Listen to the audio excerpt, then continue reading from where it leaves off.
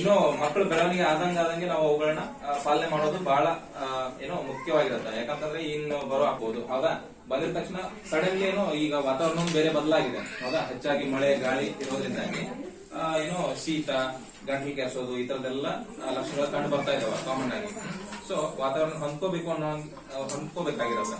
So ಆದುದರಿಂದ ಈಗ ಮೊಮ್ಮಕ್ಕಳು ನಿಮ್ ಮನೆಗೆ ಬಂದಿದಾರ ಅಂತಂದ್ರೆ ಅವ್ರಿಗೆ ಬೆಚ್ಚಗೆ ನೀರು 1-2-3 ದಿನ ಸ್ಟಾರ್ಟಿಂಗ್ ಅವ್ರು ಹೊಂದ್ಕೊಳ್ಳೋವರೆಗೂ ನಿಮ್ ಮನೇಲಿ ನೀವು ಕುಡಿಯೋ ನೀರನ್ನ ಕಾಯಿಸಿ ಆರಿಸಿದ ನೀರನ್ನ ಕೊಡೋದ್ರ ಮುಖಾಂತರ ಅದನ್ನ ನಾವು ಅವ್ರಿಗೆ ಕೊಡಬಹುದು.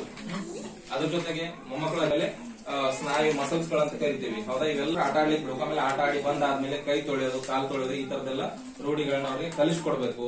ಹೌದಾ, ಹಂಗೆ ಕೈ ತೊಳೆದೆ ಕಾಲು ತೊಳೆದೆ ಹಂಗೆ ಒಳಗಡೆ ಬಂದು ಊಟ ಮಾಡೋದ್ರಿಂದ ಜಂತುಹುಳುಗಳಾಗಿ ಬೇದಿ ಸ್ಟಾರ್ಟ್ ಆಗೋದು. ಬೇದಿಂದಾಗಿ ನೀರಿನ ಅಂಶ ದೇಹದಲ್ಲಿ ಕಡಿಮೆ ಆಗಿ ಕೆಲವೊಂದಿಷ್ಟು ಮರಣಗಳು ಹೊಂದಿದಾವ.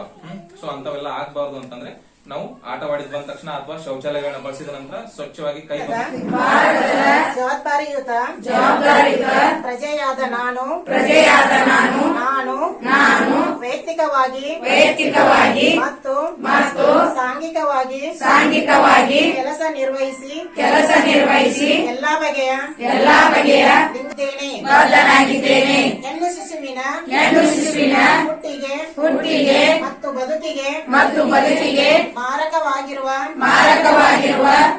ಬದ್ಧನಾಗಿದ್ದೇನೆ. ಹೆಣ್ಣು ಮಗುವಿನ ಶಿಕ್ಷಣಕ್ಕೆ ಹಾಗೂ ಆಕೆಗೆ ಲಭಿಸಬೇಕಾದ ಪ್ರೀತಿ ವಾತ್ಸಲ್ಯ ಸುರಕ್ಷಿತತೆ ಹಾಗೂ ಪೋಷಣೆ ದೊರೆಯುವಂತೆ ಎಂಬ ಸಂದೇಶವನ್ನು ನನ್ನ ನೆರೆಹೊರೆಯವರಲ್ಲಿ ಹಾಗೂ ರಾಷ್ಟ್ರ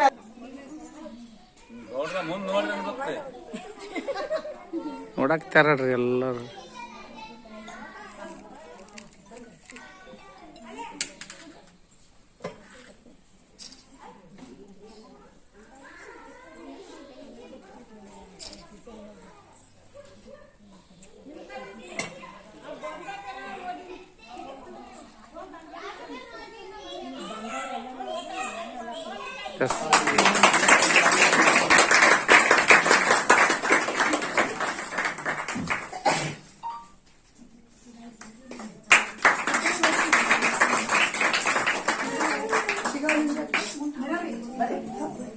ಮುಂದ್ ಬಾವಾ ಇದೇನ್ ರಾಕ್ ಹೋಗಂಗಿರಲ್ಲ.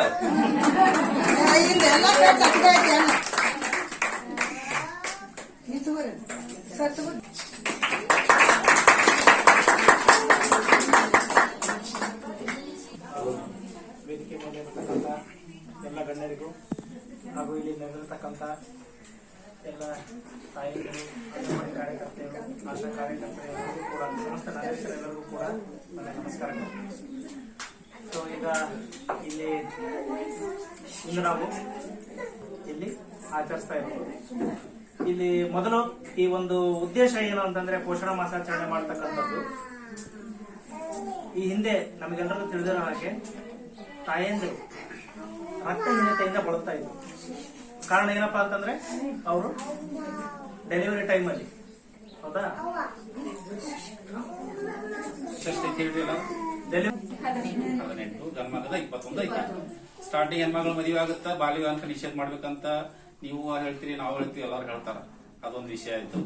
ಈಗ ಗೌರ್ಮೆಂಟ್ ಹ್ಯಾಂಗ್ ಸವಲತ್ತು ಕೊಡ್ತಿಪ್ಪ ಅಂದ್ರ ಈಗ ಒಬ್ಬರ ಹೆಣ್ಮಗಳು ಮದುವೆ ಆತಂದ್ರ ಆಕಿ ಗರ್ಭ ಧರಿಸಿ ಅಂದ್ರ ಆಗಿದ್ಕೊಂಡು ಸ್ಟಾರ್ಟ್ ಪೋಷಣೆ ಮಾಡಕ್ಕ ಅವ್ರಿಗೆ ಆಹಾರ ಕೊಡುದು, ಆಮೇಲೆ ಅವ್ರ ಹೊಟ್ಟೆಲಿರ್ತ ಮಗು ಕೂಡ ಸ್ಟಾರ್ಟ್ ಮಾಡ್ತದೆ. ಅಂದ್ರ ರಕ್ತಹೀನತೆ ಬಳಲಬಾರ್ದು, ಆಗ ಅಪೌಷ್ಟಿಕ ಕೊರತೆ ಆಗಬಾರ್ದು, ಒಳ್ಳೆ ರೀತಿಯಿಂದ ಮಕ್ಕಳು ಬೆಳಿಬೇಕು ಅನ್ನೋ ಒಂದು ಉದ್ದೇಶ ಸರ್ಕಾರ ಬಹಳಷ್ಟು ಸ್ಕೀಮ್, ಈ ಎಲ್ಲಾ ಸ್ಕೀಮ್ಗಳನ್ನ ಈ ಇಲಾಖೆನ ಎಲ್ಲಾ ಇದು ಮಾಡ್ತದ, ಜಾರಿಗೆ ತಗೊಂಬರ್ತದ.